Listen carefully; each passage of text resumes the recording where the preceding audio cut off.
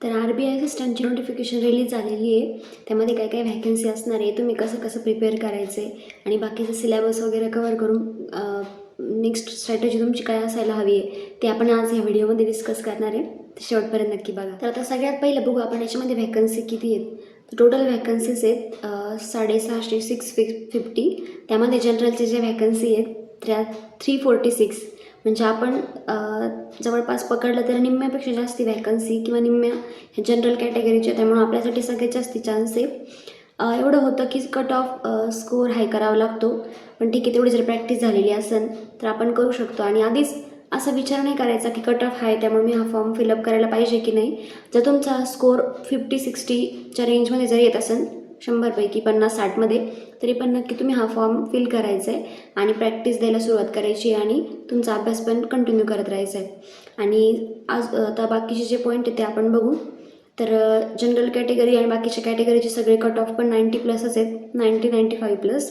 त्यानंतर तुमचं जे एज आहे ते 20 to 28मध्ये पाहिजे, म्हणजे 20च्या नंतर आणि 28पर्यंत. रिझल्ट आहे ग्रॅज्युएशनचा तो कोणत्या पण बॅचलर डिग्रीचा तो 50%च्या पुढं आलेला पाहिजे.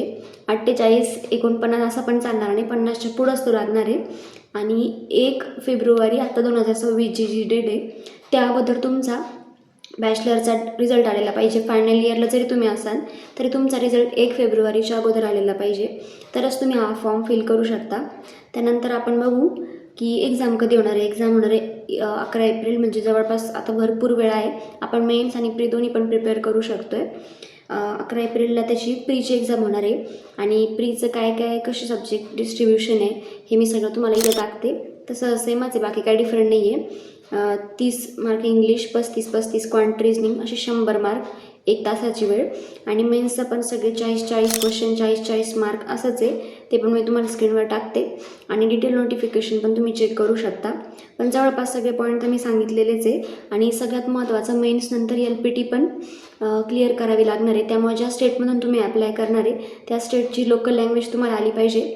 त्यामुळे दुसऱ्या स्टेटमधून करण्यापेक्षा आपल्या स्टेटसोबत आपण त्या लँग्वेजसोबत फॅमिलियर असतो, त्यामुळे तुम्ही LPT क्लिअर लवकर करू शकता. निगेटिव्ह मार्किंग ह्या एक्झामला पण असणार. कुणी कुणी हा फॉर्म फिलअप करायला पाहिजे, तर तुमची ग्रॅज्युएशन कंप्लीट झाली असेल, तुम्ही लास्ट इयरमध्ये जरी असाल, रिझल्ट आलेला असेल तर नक्कीच तुम्ही ट्राय करायला पाहिजे. आणि बाकीची व्हिडिओमध्ये किंवा तुम्हाला बऱ्याच ठिकाणी असं ऐकण्यात आलं असेल की स्कोअर नाही आहे, सिलेबस आत्ताच चालू केला तर फॉर्म फिल करू नका किंवा खूप जास्ती कट ऑफ हाय जातो. तर हे डोक्यात ठेवू नका. ॲटलिस्ट तुम्ही जर बिगिनर असाल तर तुम्हाला ते एक्झाम पॅटर्न कसा असतो, एक्झाम प्रेशर तिथं हँडल कसा करता येतो आहे की नाही ते पण कळेल. त्या एक्झाम प्रेशरसोबत तुम्ही डील करू शकता. आणि प्लस तुम्ही ही स्ट्रॅटेजी फॉलो करत एप्रिलपर्यंत स्टडी कवर करत गेले तर तुमचा स्टडी पण चांगला होईल, स्पीड बूस्ट होईल.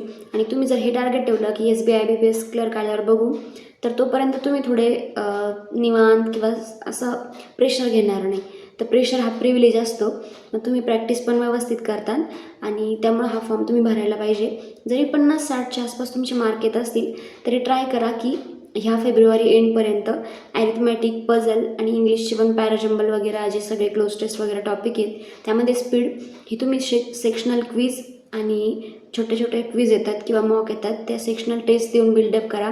नंबर सिरीज DINची जास्तीत जास्त प्रॅक्टिस करा आणि 80-90पर्यंत स्कोअर हा तुम्ही घेऊन जाऊ शकता. आणि खरं म्हणजे आता ही गोष्ट बोलायला सोपी वाटते, पण प्रॅक्टिकली करायला कन्सिस्टन्सी आणि पेशन्स ह्या दोन्ही गोष्टी लागणारच आहे. टार्गेटच छोटं ठेवतो की असं बघतो नको बघू आपण SBI IBPS क्लर्क त्याच्या एक्झामच्या कट ऑफ 70-80पर्यंत जाते.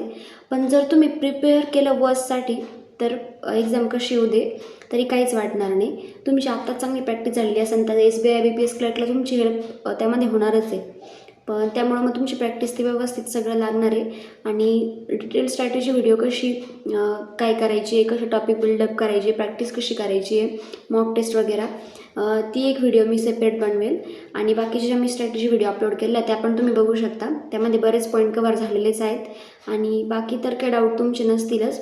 मेन्स एक्झाम पण 1-1.5 महिन्यानंतरच असते, पण हा टाईम खूप चांगला गोल्डन टाईम आहे की तुम्ही प्रिपेअर करू शकता.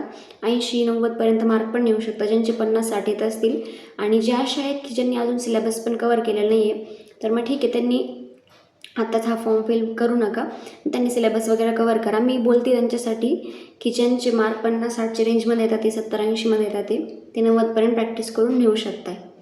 तर बाकी काही नाही, हेच होतं यासाठी. आणि स्पीड जर तुमचा कमी असेल, स्पीड येत नसेल, सगळे टॉपिक कवर झाले पण प्रॅक्टिस पण कमी पडते आहे, तर एक छोटीशी गोष्ट आहे ती खूप मोठा रोल प्ले करते. ती म्हणजे रोज 5 ते 10 मिनिट तुम्ही मेडिटेशन करू शकता, व्हिज्युअलायझेशन करू शकता. हे आपण व्हिडिओमध्ये ऐकतो, तुम्हाला पण माहिती असेल. माहिती नसेल तर मग मी सांगते. रोज 5 ते 10 मिनिट फक्त तुम्ही शांत बसायचं, काहीच न करता.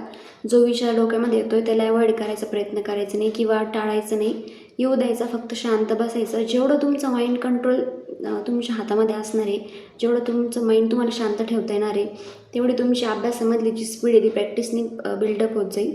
कारण तिकडच्या गोष्टी सारखे हे ते विचार करण्यामध्ये आपण बिझी असतो, सारखं आपला माइंड डिस्ट्रॅक्ट होत असतो.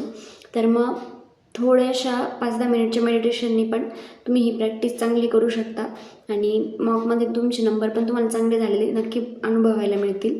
हे बोलून होणार नाही, तर त्यासाठी कन्सिस्टन्सी नक्की लागणार आहे. तर फेब्रुवारी एंडपर्यंत तुम्ही अरिथमेटिक वगैरे सगळ्या याची प्रॅक्टिस करून बघा आणि मग नंतर मॉकमध्ये इम्प्लिमेंट करत राहा.